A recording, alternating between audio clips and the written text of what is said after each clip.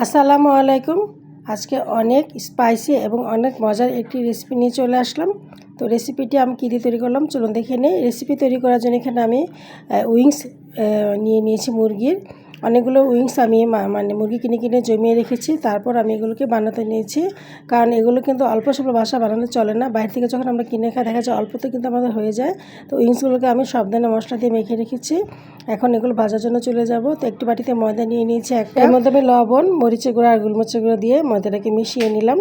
মিশিয়ে নিয়ে তারপর আমি যে উইংস মশলা দিয়ে মেখে রেখেছি সেখান থেকে উইংস একটা একটা করে নিয়ে তারপরে ময়দাতে কোট করে আমি গরম তেলের মধ্যে ভেজে নেব। আরেকটি চুলে আমি তেল গরম হতে দিয়েছি।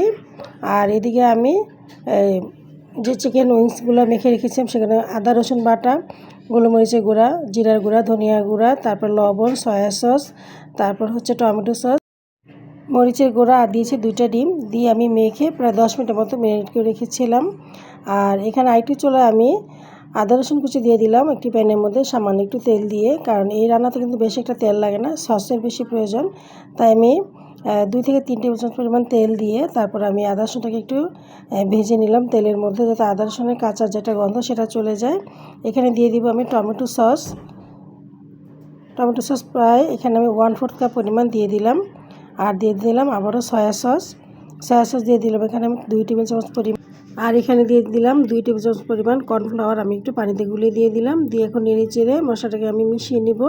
তো এর মধ্যে আরও কিছুটা মশলা আমি যোগ করব, যেটা হচ্ছে চিলি ফ্লেক্স আর চিনি আর হচ্ছে কিছুটা পানিও এর মধ্যে আমি দিয়ে দিলাম। আর মশলাটা যেহেতু একটু গ্রেভি হবে তাই পানিটা আমি যোগ করে দিলাম। তো মশলাটার দিকে আমি জাল করে নিব। আর ওদিকে কিন্তু আমার উইংসগুলো ভাজা হয়ে গেছে, যেগুলো আপনাদেরকে আর কি দেখানো হয়নি। তো এদিকে ঝোলটা কিন্তু গ্রেভি হয়ে গিয়েছে। এর মধ্যে এখন আমি ওই বলেছিলাম চিলি ফ্লেক্স, চিনি আর সাথে আছে গোলমরিচের গুঁড়া। আর এই রান্নাটা কিন্তু বা এই খাবারটা কিন্তু যতটাই ঝাল হবে খেতে কিন্তু আরও বেশি ভালো লাগবে। আর যদি ঘরে বোম্বাই মরিচ থাকে তাহলে কেটে দিয়ে দিবেন। আমার বাসা ছিল না বিধে আমি দিতে পারিনি। তো আমার মশলাটা মানে জাল করা হয়ে গিয়েছে আর কি। এখন আমি এই যে ভেজে রাখা উইংসগুলো এর মধ্যে দিয়ে দিব। আসলে চাইনিজ খেতে গেলে দেখা যায় আমাদের বাসায় যে ধরনের মশলাগুলো থাকে সেগুলো দিয়ে কিন্তু আমি একটু রান্না করে আপনাদেরকে দেখালাম। সাধারণ এই মশলাগুলো কিন্তু আমাদের ঘরে সবার ঘরে কম বেশি থেকে থাকে। তো আমি নেড়ে চেড়ে এতে রান্না করে নিলাম। হয়ে গেল আমার আজকে মজাদার উইংস রান্না বা স্পাইসি উইংস। ওই যে বললাম আপনার ইচ্ছা করলে এর মধ্যে মানে বোম্বাই মরিচ কেটেও দিতে পারবেন, তাহলে আরও বেশি ঝাল হবে, নাগা উইংসের মধ্যে স্বাদ লাগবে।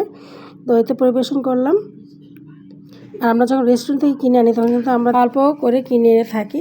তো আমি যখন মুরগি কিনি তখন উইংসগুলো জমে রেখে মাঝে মাঝে আমরা মানে উইংস বানিয়ে খেয়ে থাকি। তো আমার আজকে স্পাইসি উইংস মানে রান্নাটা আপনাদের কেমন লাগলো অবশ্যই আশা করি ভালো লাগবে। আপনারা আমার মতো বাসায় উইংস জমিয়ে রেখে একদিন বেশি করে বানিয়ে খেয়ে দেখবেন, আশা করি ভালো লাগবে। আজকে এই পর্যন্ত, আবার আসবো মজার কোনো রেসিপি নিয়ে।